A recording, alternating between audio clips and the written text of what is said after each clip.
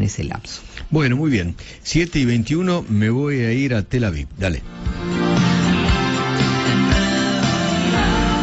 Ayer hablábamos con Estrafase, que está acompañando a Horacio Rodríguez Larreta en una gira por Israel. Y nos contaba que Horacio Rodríguez Larreta se había reunido con 2 economistas argentinos, pero que están trabajando en Israel hace mucho tiempo, y que fueron la clave para bajar una inflación en Israel que era del 500% anual.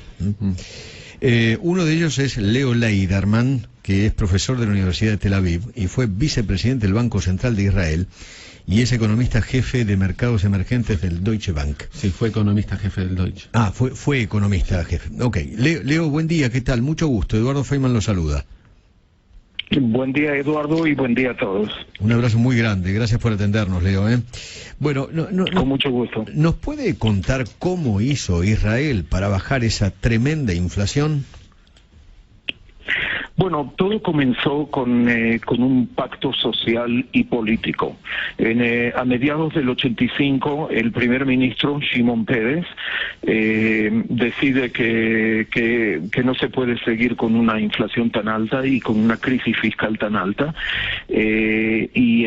Contrariamente a previos paquetes de estabilización que se había intentado hacer al comienzo de los años 80, esta vez se intenta hacer lo que, digamos, como economistas sabemos que la medicina realmente es pertinente, y es hacer un plan muy integral, un plan económico muy integral y comprensivo que acapara todos los sectores de la economía y con medidas bastante duras. Para que el Congreso, para que el Parlamento apruebe dichas medidas, realmente necesitas apoyo político, y bueno, se llegó a la conciencia política de que se necesita, a pesar de las divisiones políticas naturales que existen en todo país, se necesita hacer un acuerdo social, un acuerdo político, dentro del cual entraron los gremios, entró el Banco Central con ciertas pautas cambiarias, entró la parte fiscal, la parte de determinación del gobierno de las tarifas, sea el transporte, la energía, etcétera, etcétera, y bueno, y en cuestión de un año la inflación ya estaba debajo de un 20%.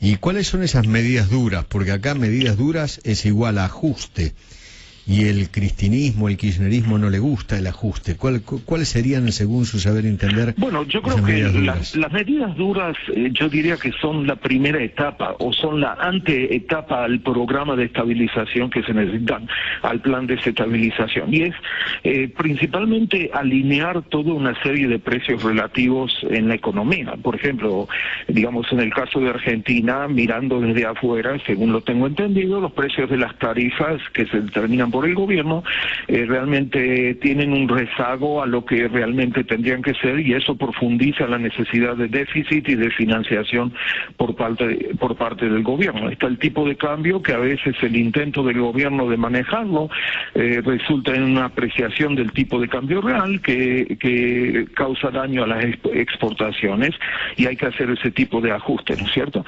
O sea que lo primero es, tratar de establecer o restablecer ciertos equilibrios, especialmente en el vector de precios de la economía. Eso es duro, lógicamente.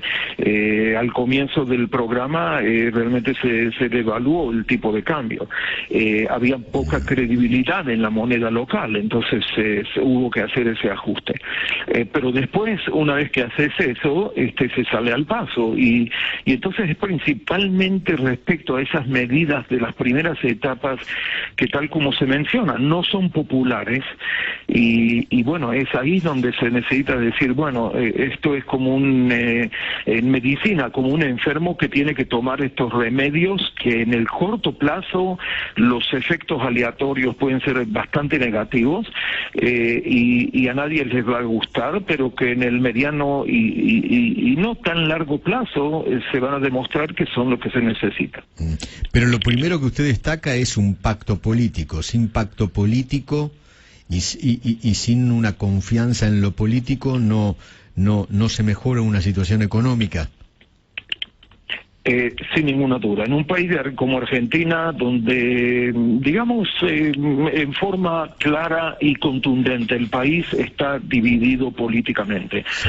Y la división política ideológica es tal que es difícil de imaginar que después de octubre del 2023, en el Parlamento y en el Congreso haya una mayoría tan contundente políticamente por la cual el gobierno, sea gobierno que sea, cuando quiera aprobar las políticas de las que estamos hablando, de corrección de toda una serie de desequilibrios, va a tener esa mayoría. También en la Argentina, como país latinoamericano, lógicamente hay, si digamos grupos determinados no están satisfechos con lo que está pasando, hay huelgas, ustedes lo conocen muy bien lo que puede pasar en las calles de Buenos Aires cuando hay protesta popular, ¿no es cierto? Entonces, en ese sentido yo creo que es muy importante, y mi entendimiento de la Argentina es que yo comprendo que en la realidad política actual eso suena como una utopía, ¿no? Así varios amigos de la Argentina me dicen, pero por otro lado, de nuevo, esa es la principal lección del programa de Israel.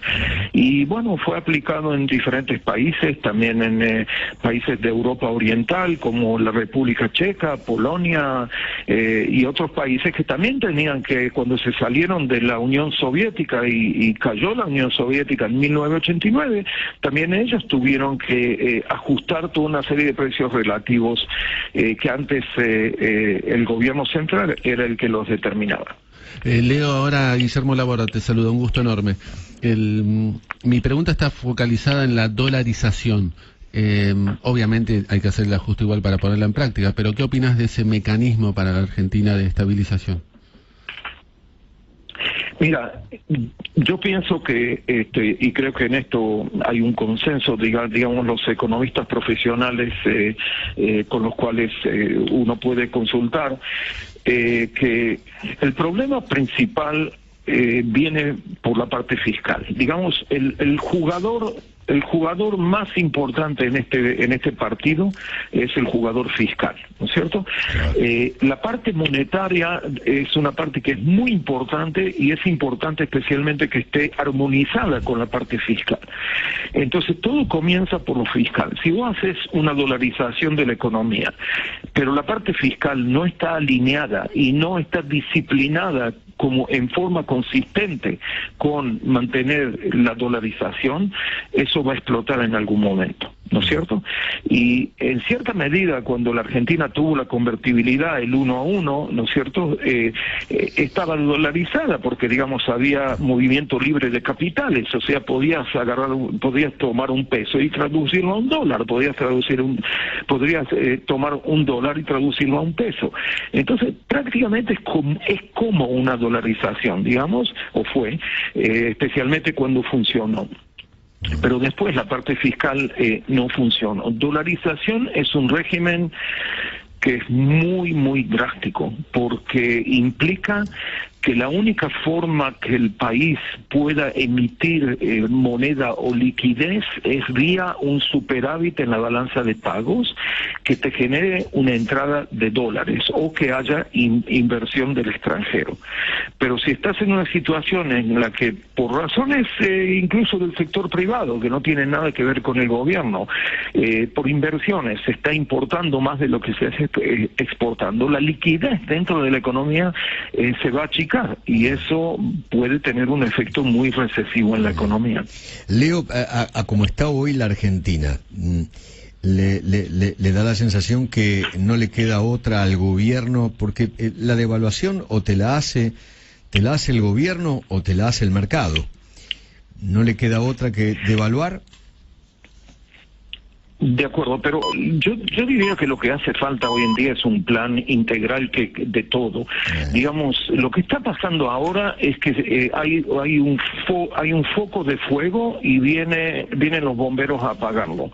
Después viene otro. Entonces, hoy, tal como lo mencionaron antes, el problema principal es esta crisis del mercado de deuda, el mercado local de deuda, ¿no es cierto? Que tengo entendido que los fondos de inversión no quieren hacer rollover, no quieren quieren efectivo, no quieren nuevo papel que reemplace al papel que tienen en la mano. Asimismo, Argentina volvió a la espiral de inflación alta, con devaluación alta, con inversores e individuos que quieren sacar el dinero hacia afuera. Entonces, este tema de poner otro límite a las importaciones, de otras restricciones, y tratar de hacer alguna reunión nocturna en la que el Banco Central se reúne con los fondos de inversión y trata de convencerlos que probablemente va a haber liquidez, lo que ustedes le llamaron antes la maquinita, ¿no es cierto? Sí. Argentina no puede seguir así, el riesgo país es 2.400 basis points, o sea, las tasas de interés real son altísimas, la inflación es altísima, entonces se necesita un programa de emergencia, Argentina está en una situación de emergencia y esta situación de hoy en día no es sostenible.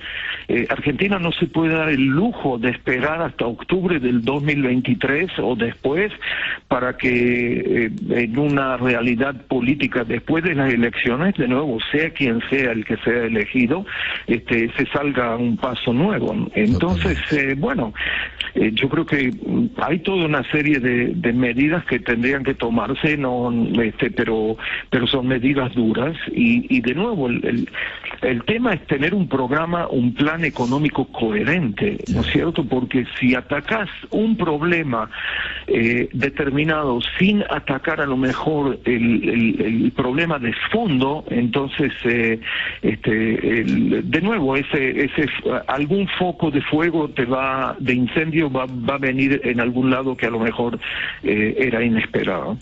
Leo, no sabe cuánto le agradecemos que nos haya atendido, fue muy pero muy amable. Bueno, gracias y que sea con suerte para todos. Ojalá, gracias Leo. Leo Leiderman.